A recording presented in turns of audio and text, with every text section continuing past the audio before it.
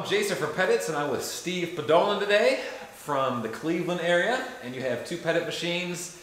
You've had those machines for about 2 years. Correct, yes. And if you want to tell us your experience. So far it's been phenomenal. The machines, the things I like and the customers like is the speed of the machine. Now explain the speed, because we just had a little conversation off camera. You do 4 passes for your good, better, and best. Correct. So they're probably all in the 2 to 230 range? Correct. I would assume? Yeah. Okay. Tom does a really good job of explaining it. I explain that it's got 2 arms now versus the 1 arm. So literally in 1 pass it's doing the work of 2 passes since it's got 2 arms. And it's got the oscillating nozzles, which if you listen to Tom, it shows that each nozzle hits each section of the car twice. So literally in 1 pass, it's kind of like doing 4 passes. I was going to say, it looks like it's doing it more than twice. Yeah. Yeah.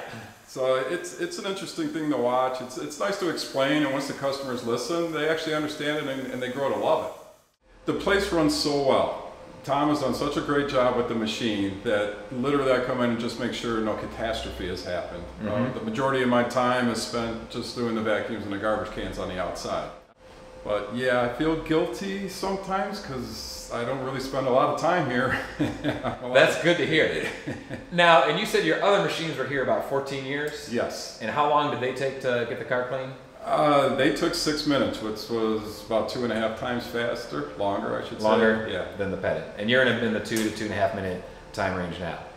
Gotcha. Now you've had these 2 years. Any issues or anything with them? Nothing major. Okay. Just a little leak here or there, which you get out the crescent wrench, you tighten them up, you're good to go, and you're out of there in 10 minutes, literally. Gotcha. So yes, you're sitting in the back room, a hose here or there, just tighten up Yeah. and... Nothing major, nothing that's broke or anything. It's just something worked its way loose due to the vibrations. That's it. Yeah, typical car wash. You've been doing this a long time. Yeah. Yeah. So you own a tunnel as well. I do. And how's your experience with the tunnel compared to the in-bay? I love the lifestyle of the in-base. It doesn't make as much as my tunnel, but the lifestyle is tremendous for me. I literally come in, spend an hour a day, like I said, and I'm home. So I can do what I want. The place runs itself, again, because Tom has done such a great job setting the place up. It just runs. That's all it does. And you were grandfathered into this, you know, you've been doing this a long time. So if you were to start scratch, would you do tunnel or would you do multiple in-bays, or how would you do it? I would do multiple in-bays. Okay. I would probably own 3 in-bays, and that would be my career. You know, whenever I have had issues, I call Tom. He answers. Sometimes I get Tom on the phone. You know, and he knows this machine so well that I give him a couple of scenarios of what happened. He goes, "Oh, that's this. Check this." And lo and behold, I'll go and check it, and that's exactly what the issue was. We had an issue with the pump was depriming on the spot free. Okay. And I told him that. He goes, "Oh, that's the error because of the check valve stuck open up top." Which check valve, Tom? What? Hold on. Whoa. And that's not even their spot free. No, it's not. Yeah, and he knew That's it. typical Tom. Yeah. He's been around quite a long time. People don't really realize he literally has 50 years experience. Yeah. And it some shows. people think it's a new business. He's been doing it his whole life. This business has been incorporated since '89. Yeah. And this machine's been on the market as we're shooting this 11 years. Okay. But because we slowly went out with the marketing and we kind of took our time to get out there, people think it's, you know, it's a couple-year-old company. It's just not the case. Yeah. The homework is there. It shows. Yeah. Yeah. Fantastic. So how is, when it comes to working remotely or noticing what's going on in the machine compared to your old machine?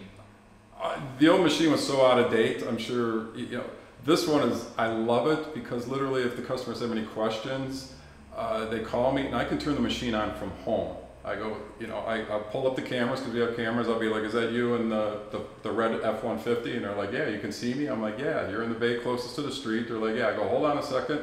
And I'll go on my phone. I turn on a free wash form. They get their free wash and they're amazed that it's literally like I'm here, but I'm at home. And the customers are so impressed and so surprised by that automation. It just floors them. Fantastic.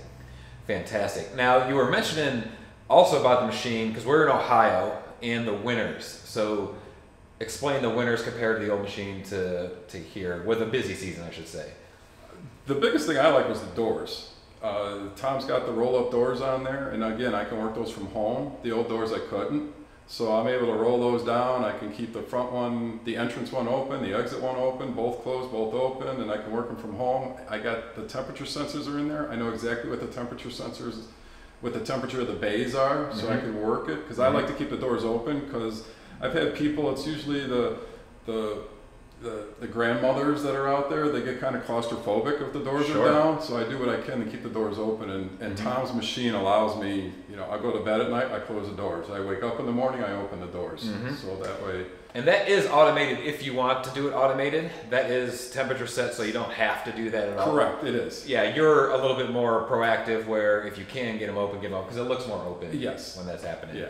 You were mentioning the lines as well. Yes, the lines in the wintertime with Tom's machine, I used to have probably 15 to 20 cars in line. It would go around the building and out to the street, you know, and sometimes it would block the street. With Tom's machine, I got a line, but it's only about 3 or 4 cars. So it's nicer, because with the longer lines, people get upset. You know, usually they come in on their lunch hour and whatnot, and they're busy, they got things to do. If they get stuck in a line for a half hour, that really crimps their day. You know? They'll wait the 10 minutes for Tom's line to get in. That they can tolerate, and they really like. They came to appreciate the speed of Tom's machine with the quality of the job that it does. Yes. Yeah. You got 2 machines, it's a double bay. Yes. And we are more expensive than, we're pretty much the premier, the most expensive on the block.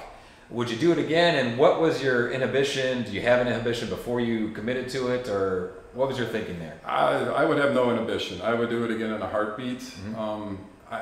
I'm a person that likes paying for quality, because down the road it saves you.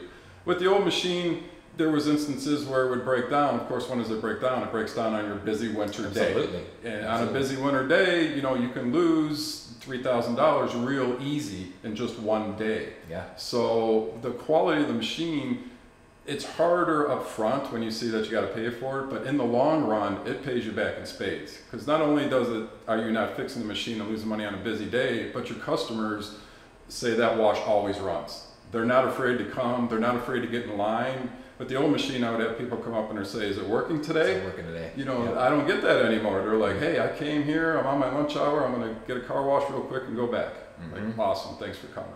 Yeah, that's really important for in-bays, especially in the C-store space. You know, the machines are always broke down, and that's what customers usually think for an in-bay. I'm not going there because it's always broke down. Right.